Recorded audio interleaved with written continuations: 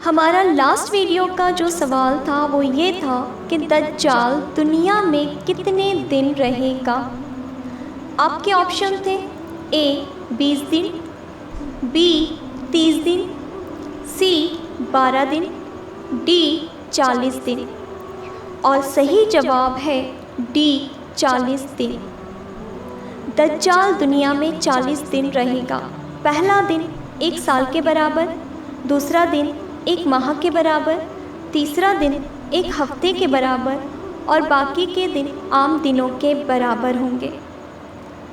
معذرت چاہتے ہیں کہ آج کی ویڈیو میں ہم نے کسی کا نام مینشن نہیں کیا، کیونکہ ماشاء اللہ سبھی نے صحیح جوابات دیے تھے، اور انشاءاللہ اسی طرح سے آپ کمنٹس کر کے جواب دیتے رہیں۔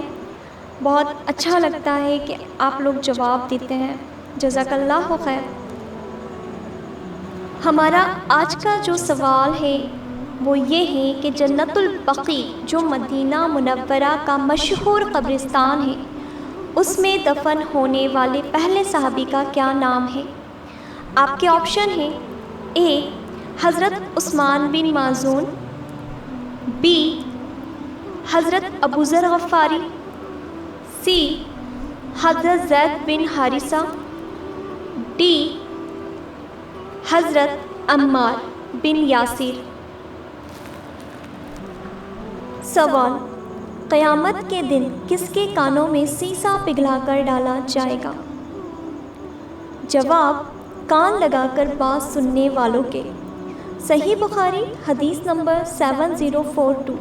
رسول اللہ صلی اللہ علیہ وسلم نے فرمایا، جس نے لوگوں کی بات کان لگا کر سنی اور وہ لوگ اس عمل کو ناپسند کرتے ہوں یا اس سے بھاگتے ہوں تو قیامت کے دن اس کے کانوں میں سیسا پگھلا کر ڈالا جائے گا۔ سوال: قیامت میں مجرم کیا کر رہے ہوں گے؟ جواب: افسوس۔ سورہ قحف آیت نمبر 49۔ جب نام اعمال کا رجسٹر سامنے رکھ دیا جائے گا تو اس وقت تم مجرموں کو دیکھو گے کہ وہ لوگ ان عمل نامے میں لکھی ہوئی چیزوں سے ڈر رہے ہوں گے اور افسوس سے کہہ رہے ہوں گے، ہائے ہماری کم بختی، یہ کیسا دفتر اور رجسٹر ہے جس نے نہ کوئی چھوٹا عمل چھوڑا ہے نہ بڑا، سب ہی اس میں محفوظ ہیں۔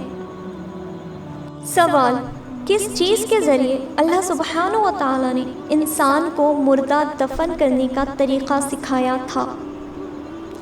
جواب: کوے کے ذریعے۔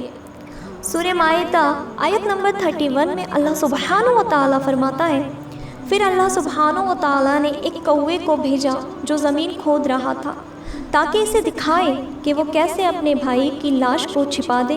وہ کہنے لگا، ہائے افسوس، کیا میں ایسا کرنے سے بھی گیا گزرا ہو گیا کہ اس کوے کی طرح اپنے بھائی کی لاش کو دفنا دیتا، پھر تو بڑا ہی پشیمان اور شرمندہ ہو گیا۔ سوال: کس گناہ کی وجہ سے بنی اسرائیل پر آسمان سے عذاب نازل ہوا تھا؟ جواب: اللہ کی بات بدلنے کی وجہ سے۔ سورہ بقرہ آیت نمبر 59 میں اللہ سبحانہ و تعالیٰ فرماتا ہے، پھر ان ظالموں نے اس بات کو جو ان سے کہی گئی تھی بدل ڈالی، ہم نے بھی ان ظالموں پر ان کے فاسق اور نافرمانی کی وجہ سے آسمانی عذاب نازل کیا۔ سوال: تیمم جو پانی نہ ملنے یا مجبوری میں کیا جاتا ہے، اسے کس چیز سے اور کیسے کرتے ہیں؟ جواب: پاک مٹی سے چہرے اور ہاتھوں پر ملنا۔ سورہ مائدہ آیت نمبر 6 میں اللہ سبحانہ و تعالیٰ فرماتے ہیں، اے ایمان والو، جب تم نماز کے لیے اٹھو تو اپنے منہ کو اور اپنے ہاتھوں کو کوہنیوں سمیت دھو لو اور اپنے سروں کا مسح کرو اور اپنے پاؤں کو ٹخنوں سمیت دھو لو، اور اگر تم جنابت کی حالت میں ہو تو غسل کر لو۔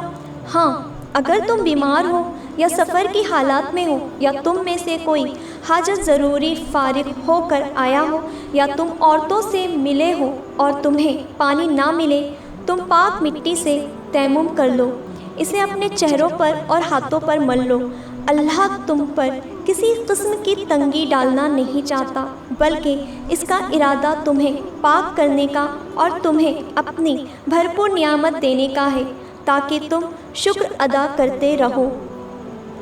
سوال: فضول خرچی کرنے والوں کو اللہ سبحانہ و تعالیٰ نے قرآن میں کیا کہا ہے؟ جواب: شیطان کا بھائی۔ القرآن: فضول خرچ لوگ شیطان کے بھائی ہیں اور شیطان اپنے رب کا ناشکرا ہے۔ سوال: وہ کون سا گناہ ہے جس کی مثال اپنے بھائی کا گوشت کھانے کے برابر ہے؟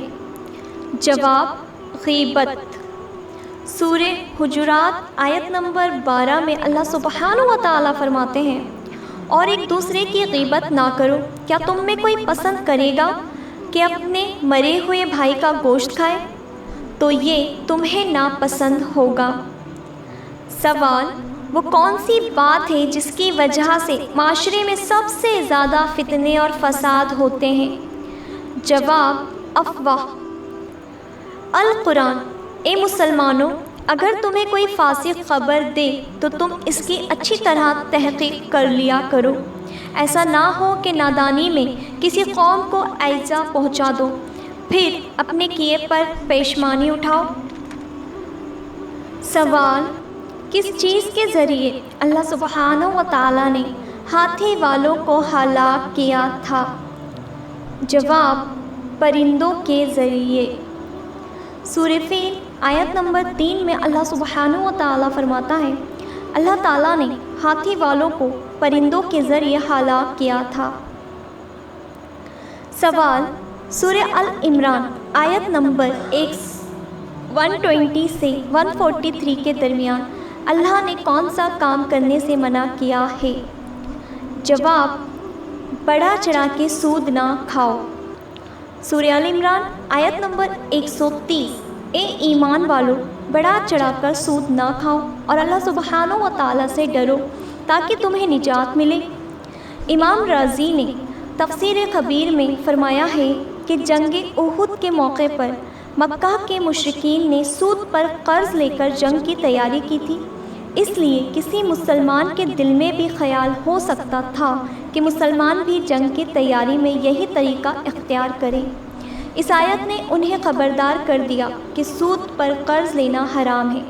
یہاں سود کو کوئی گناہ بڑھا کر کہنے کا جو ذکر ہے، اس کا مطلب یہ نہیں ہے کہ کم شرح پر سود کی اجازت ہے، بلکہ اس وقت یعنی سودی قرضوں میں بکثرت یہی ہوتا تھا کہ سود اصل سے کئی گنا بڑھ جاتا تھا، اس لیے ایک واقعے کے طور پر یہ بات بیان کی گئی ہے، ورنہ سورہ بقرہ آیت نمبر 287 اور 288 میں صاف واضح کر دیا گیا ہے کہ اصل قرض پر جتنی بھی زیادتی ہو وہ سود میں داخل اور حرام ہے۔